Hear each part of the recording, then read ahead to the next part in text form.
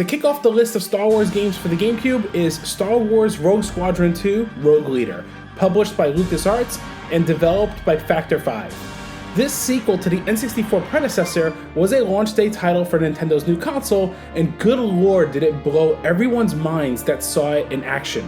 Whether it was for the first time at a demo kiosk at the store, or when people got their GameCube for the first time, Rogue Leader did everything a sequel should do and cranked up the jaw-dropping meter.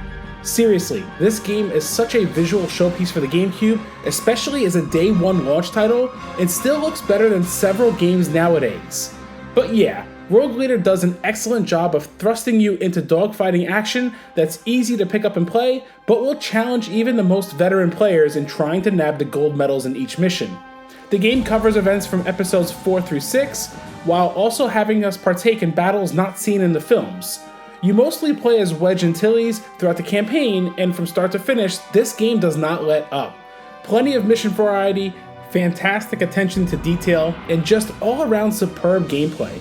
Rogue Squadron 2 Rogue Leader isn't just a fantastic Star Wars game, but one of the best GameCube games ever made, and one that truly showed a next-gen leap from its predecessor.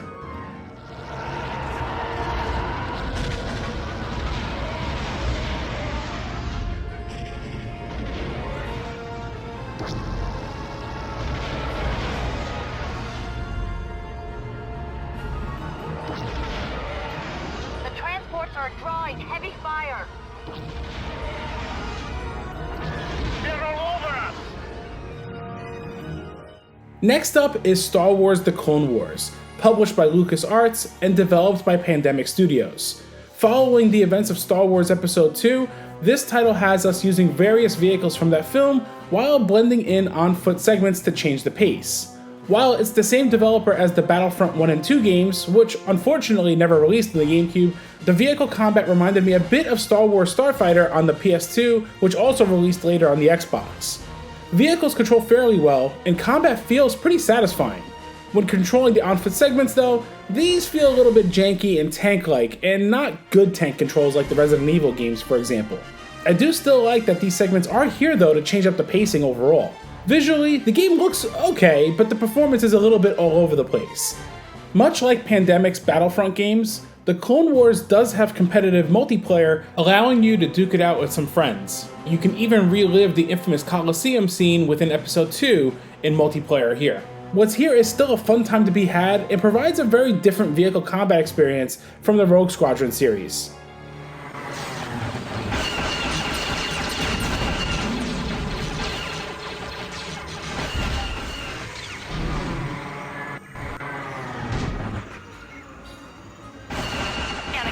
Stick close. There's a ravine up ahead.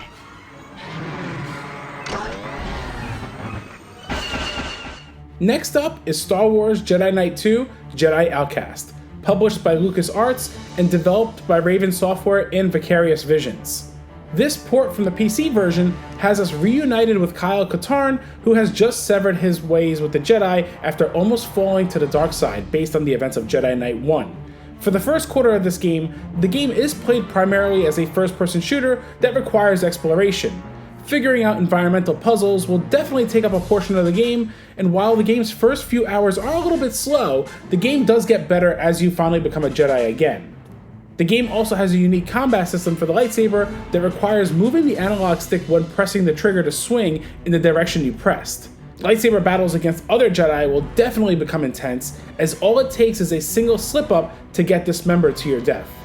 I did like the fact that you can keep acquiring more Force abilities as the game progressed as well. There's also a multiplayer mode that you can play solo against bots if you'd like. There's plenty of modes, maps, and options to tweak here, but the main gripe I do have with the game are its visuals. While they're mostly fine, the cutscenes are incredibly compressed and blurry, and the environments can be a little bit too dark, and there's no visual options here to brighten it up.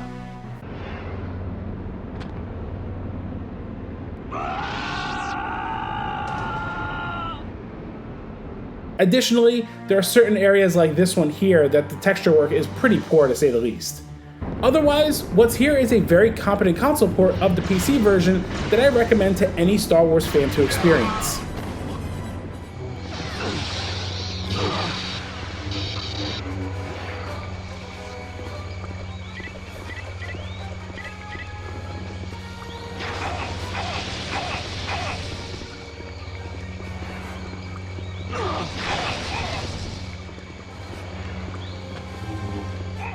Next up is Star Wars Bounty Hunter, published and developed by LucasArts. This title takes place before the events of Episode 2, in which we play as Jango Fett, hunting down bounties and caught up in the events that lead to facing off against a wicked Jedi known as Kamari Vosa.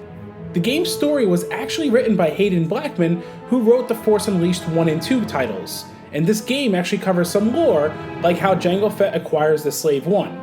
In Star Wars Bounty Hunter, players are provided a third-person action-adventure in which you must blast your way through various levels while using the tools of a Mandalorian. These range from Jango's dual blasters, to his laser cutting tool, and even a flamethrower, just to name a few things. I also like the fact that you can pick up weapons that enemy drop on the ground, such as this rifle. Naturally, you'll also get to rock his jetpack and blend that into the exploration and combat. Controls are fairly responsive, if a bit loose though, but the camera can definitely get wonky. Controlling the camera alone gets pretty finicky and feels too loose as well. Jango can lock onto enemies, which allows you to strafe and do flips around enemies with ease. He can also target 2 enemies at once when wielding his blasters. Jango's moveset is pretty versatile, in which he can grab ledges and shimmy along them as well. Visually, Star Wars Bounty Hunter is a pretty solid looking game that looks sharper, has more polygons, and performs at a higher frame rate than its PS2 counterpart. LucasArts actually developed both versions from scratch to take advantage of each console's hardware, and the GameCube definitely outshined here. While the camera controls can get pretty frustrating, I really enjoyed my time with Star Wars Bounty Hunter back in the day, and in some ways it felt reminiscent to one of my favorite Star Wars games, Shadows of the Empire.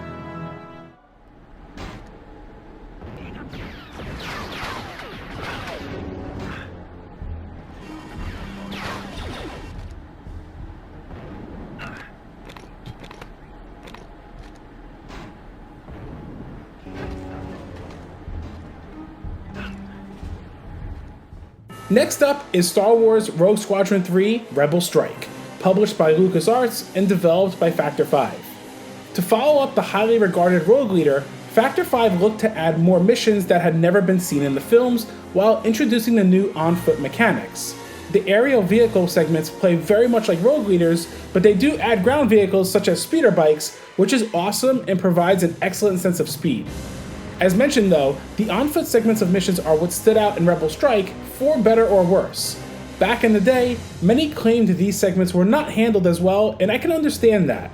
The level of polish in the on-foot segments are nowhere near as refined as the vehicle sequences, but I can still really appreciate the idea that they wanted to change up the game's pacing with this. Additionally, the game added multiplayer features, which is a first for the Rogue Squadron series. Cooperative mode lets you replay every mission from Rogue Leader, but increases the difficulty to ensure that both players have to work together. Also, there's a versus mode to go head-to-head with a friend, whether it be in dogfighting or in a variety of other modes. It's honestly a lot deeper than anyone could have ever expected. While maybe not as impressive looking as Rogue Leader was when that released, what's here is still a very sharp, nice looking game. Overall, Rebel Strike is still a very ambitious title that's a great time with plenty of content. It's just a shame this was the last of the Rogue Squadron series, since there was a planned Wii release called Rogue Leaders that was supposed to remaster all 3 Rogue Squadron games. Who knows, maybe we'll see a release of it on the Switch one day.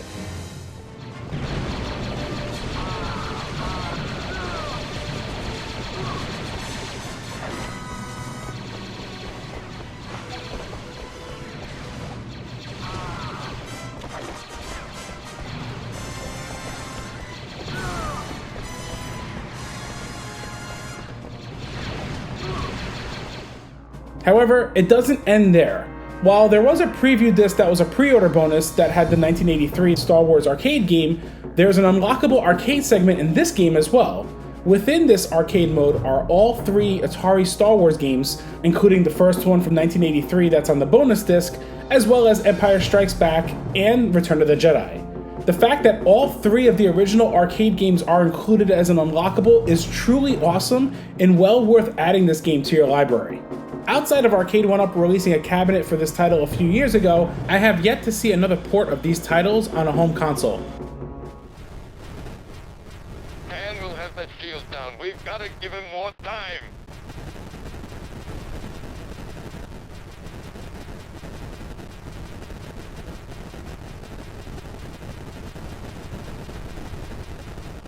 You rebel scum. Next up is LEGO Star Wars the video game, published by Eidos Interactive and developed by Traveler's Tales. After a small hiatus on Star Wars games for the GameCube, here we were introduced to a very unique take on the franchise, and one that would spawn numerous other properties to get the LEGO treatment in gaming. Taking place between episodes 1, 2, and 3, LEGO Star Wars has you replay through several key events from those films.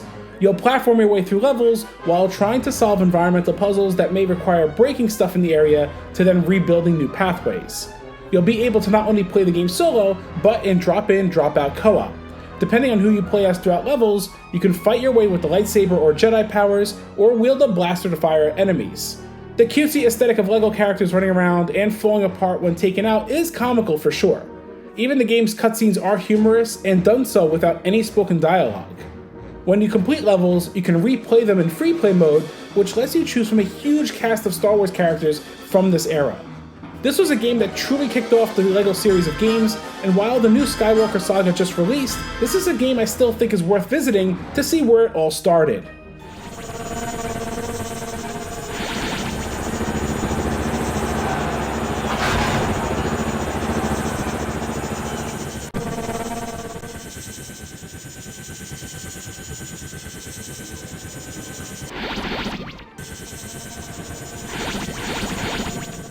And to wrap up this list is LEGO Star Wars 2, the original trilogy, published by LucasArts and developed by Traveler's Tales. Taking the successful formula of its predecessor, LEGO Star Wars 2 builds a game now based on episodes 4, 5, and 6.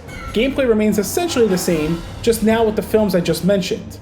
Visually, both LEGO Star Wars 1 and 2 look identical, but are good-looking games that capture the look of LEGOs perfectly within the Star Wars universe. Other than that, there's really not a whole lot else I can say here, other than if you enjoyed the first LEGO Star Wars game, you'll most likely enjoy LEGO Star Wars 2. But if you didn't enjoy the first LEGO Star Wars game, you're probably not going to enjoy this one either. I personally enjoyed my time with it back in the day, as it covered episodes 4, 5, and 6 quite well.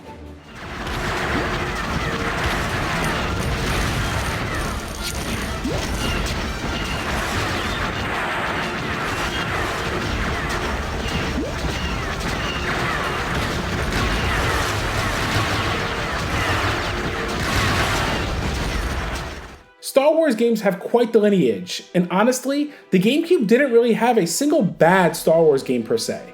It was missing several Star Wars games that were on the PS2 and Xbox, like Star Wars Starfighter, Jedi Starfighter, Episode 3 Revenge of the Sith, and the Battlefront games, just to name a few that were multi-platform for both the PlayStation 2 and Xbox. That being said, out of all of these, the best will still be the first available on the console, which was Rogue Squadron 2 Rogue Leader. It just set this gold standard of what GameCube owners could expect to see out of their new console at the time. That being said, which Star Wars games have you played here? Any fond memories with these titles? Any that you may have missed? Sound off in the comments below, as I'd always love to hear your thoughts. I hope you all enjoyed, and may the Force be with you.